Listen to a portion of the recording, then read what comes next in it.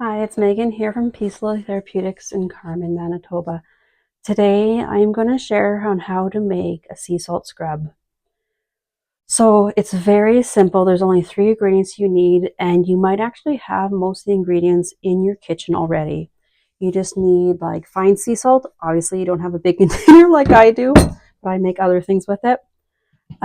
Coconut oil, any brand will work. And the essential oil I'm using today is frankincense, but you're welcome to use any kind you want. So for this recipe, what it is you do, it's like a 1 to 2 ratio. So for this recipe I'm making today, I used a 1/4 cup of coconut oil, and just to save time, I've already melted it in a bowl. I just did it here in the microwave you just do it so it's like do probably about 25 seconds each until it's melted. You don't want it super hot. You don't want it boiling. If it does get to the point where it's like bubbling and stuff, let it cool for a little bit until it's just like warm to touch, and then it will be good to use. So you just make sure you stir it if there's ever like little bits. Sometimes if you stir it up after it's been in the microwave for a little bit, the little chunks will just melt right into it.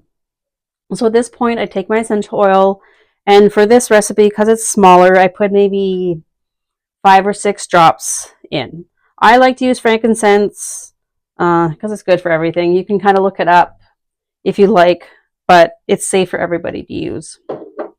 And so with that, I used a 1/4 cup of the coconut oil. I'll put twice as much sea salt to start with. So it'll be 1/2 cup of sea salt. And you can make a bigger batch. I just like to make the smaller batches in case I like to change the essential oils and things like that. So then you just kind of stir it up. If you find that it's still really kind of runny, so this is still like kind of gloopy, I would say. So I would just take my scoop and maybe put like another tablespoon or 2 and then stir it up. You want it quite kind of more chunky than like watery. So I'm going to actually just add a little bit more. But the reason I just, you start with a 1/2 cup and then add is because you can never take away from a recipe like this. So it's easier just to add, and then it's just like this. It's almost like, more looks like sand, like wet sand is kind of what it looks like. It's kind of the consistent you want. So what I have is I just have a container. I have a lot of random containers. I like to use the plastic ones just because they're going to be near the tub and they get slippery, and if you knock them in, it's glass. You know that whole thing. If you have children or if you're clumsy like me, you know what I mean. I have put a label on here, and I did put the ingredients. This most likely, because it'll be in your shower, it will get wet. It will get wrecked. What I do then is I have like a journal that I keep, that I'm like making products and stuff, and so then I'll just put like a number on the bottom, like 2 or 3 or whatever kind of thing, and then I date it, and then I write down like how I made it. And even if you added salt, make sure you add that note, but the next time you even make it, I would just add still the 1/2 cup and then build from there, because it depends on the humidity and stuff and where you live on how much salt you do need to add. So then I just add it to the container.